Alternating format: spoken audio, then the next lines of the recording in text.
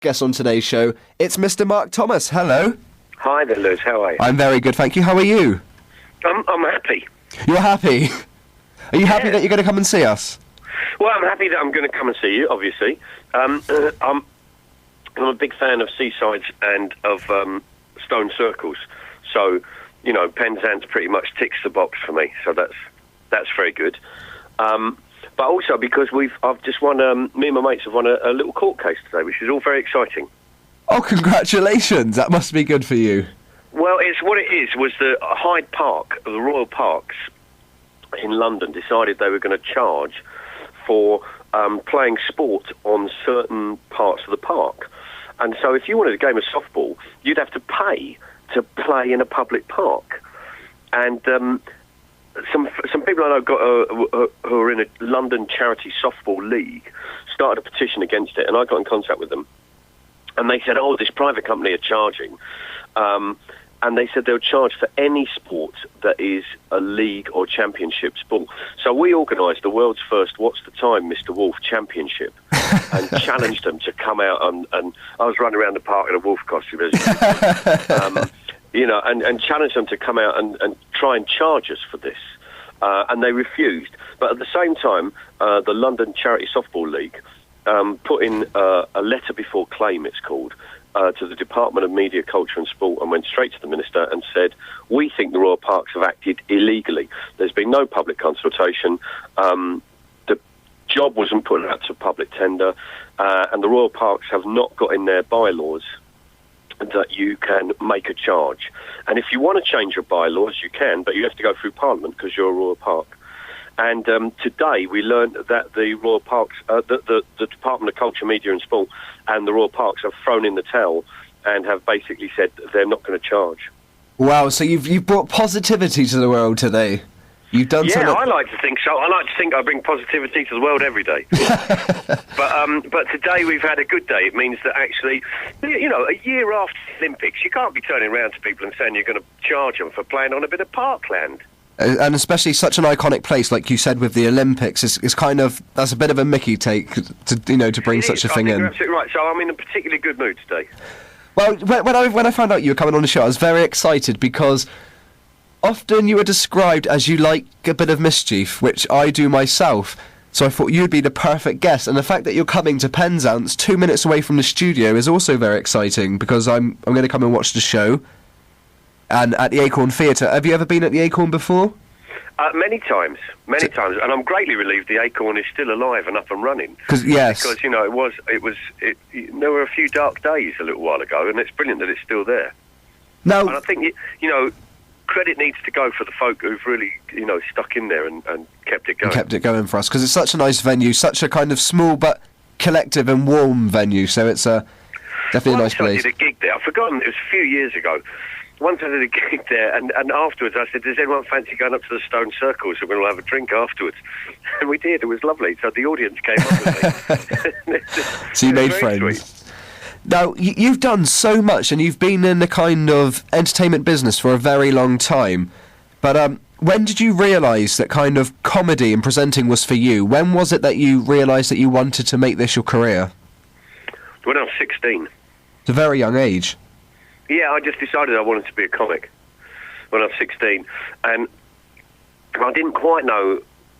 I didn't want to be a club comic, but I wanted to do something arty and weird and nice.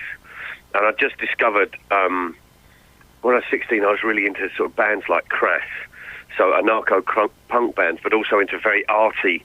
I was very much into Bertolt Brecht and the theatre and going to... and loving Woody Allen and stuff like that. So I wanted to be a comic, but I didn't want to be a normal run-of-the-mill comic. I didn't want to be a club comic. I wanted to be someone who was a bit different. And actually, I kind of, since being 16, that's kind of roughly what I've done. And like I said, didn't know about the alternative circuit when I was 16. And so I didn't know about people like Alexi Sale and all that, who were just really sort of about bursting in on the scene. And when I discovered them, that was like, okay, this is what you can do. I think it's, so that was when I started, and I've kind of stuck to the script so far. And, when I was reading about you the other day, I mean, you've done so much. You've done radio and you've obviously done a lot of stand-ups. But when did you get your first big break? When would you say you got your first big moment? You see, I've never looked at it as having big breaks. I've always looked upon my career as having built it on the smell of wood smoke from burning bridges. But would you say that when... I can rephrase that in the sense of, when did us as the public, when would you say we got to know you, first? Because you've been on Radio 1, and you had a very successful, spell on that, and you've also done stuff on Have I Got News For You, and different things. So when would you say the public got to know you as a household name?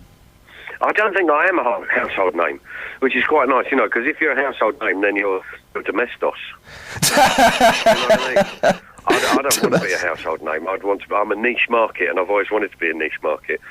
And I suppose that I did a television show on Channel 4, which, and that was about sort of 15 years ago, or nearly 15 years ago that I stopped doing it. And I suppose that really was when kind of people noticed me more, I suppose. And obviously, politics comes in a lot in kind of some of your routines, and that's something you've worked on for a long time. How can you sometimes mix politics and get that in comedy? How do you do that? Because it's quite a different market. With skill and dexterity, and I'm sworn never to tell anyone the secret. So you're not going to tell me today? For me, the two things go hand in hand, so it's not about mixing one or the other. It's just about, this is what I find funny, this is what I think is interesting. And actually, I've probably got more in common with, the old performance artists and theatre. Kind of people, I suppose, people I really love are people like Ken Campbell, who's dead now, but was a remarkable performer, who's through these one-man shows. And for me, it's all about, in a way, it's very theatrical, actually. And for me, if you talk about something that's real and interesting, then people will listen. But obviously, you are coming to the Acorn Theatre, but you're also I don't know how you can do what you do. You're basically touring every single day. Now, you must really love your job to be able to do that, because I can imagine it's quite strenuous. You got the 100 Acts of Minor Descent tour. Some of the places you're going to, just to name, Bridgewater, Falmouth, Penzance, which are some of our locals. But you're going I'm really excited about going to Bridgewater, because earlier, when was it? I think it was last year, and we were about to go. No, it's this year actually. We were going to go. It was early in the year. I was going to go down to a place in Taunton, and the council shut the venue. They shut the venue like 2 days before we were to arrive, and all the funding went. The auditors came in, so all the people who bought tickets weren't going to get a show. All the people who had booked online couldn't get a refund, because the money had all it. So it was really crap, unless they had insurance on their credit cards. So what we did was, I just said, this is really crap, let's try and find another venue and get people in. And we did a gig. Somebody came forward and said, we're from Junction 24, we have a venue, we can put you on. They said, oh great, thank you. And this guy, a lovely bloke called Pat, helped organise this gig at Junction 24, which is it was a conference centre and market. And I thought, oh, that sounds really interesting. And when we got there, it was actually a cattle market. And so I did a gig in a cattle market, and we just said, anyone who's got a ticket, come.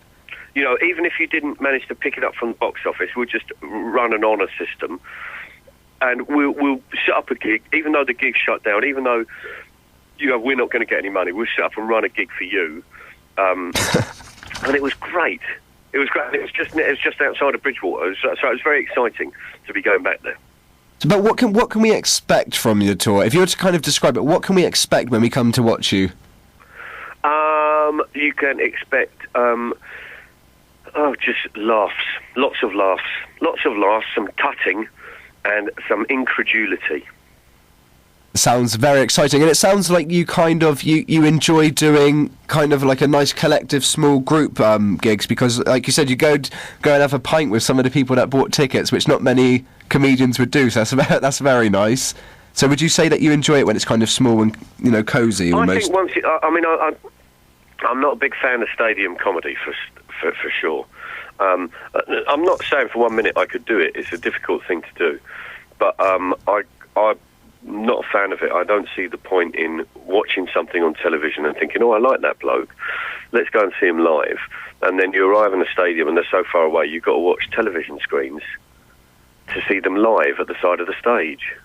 So you like it when people they can buy a ticket and actually watch you and watch what you're doing, rather than having to... I like it nice yeah. and up front and close and personal. Well, I mean, it's Thursday, 26th of September at the Acorn Theatre. It starts at 8 p.m, and people can still buy tickets to come and see you. And you're also at Falmouth as well, which is very close to us. Yeah. There's no excuse. Yeah. Mark, it's been absolutely fantastic having you on. Thank you so much for joining us on the show today. Come and say hi after the show when you come round. Oh, that'd be brilliant. Thank you very much. All right, look forward to seeing you, Lewis. Look forward to seeing you too. Take care. Bye-bye. Bye-bye.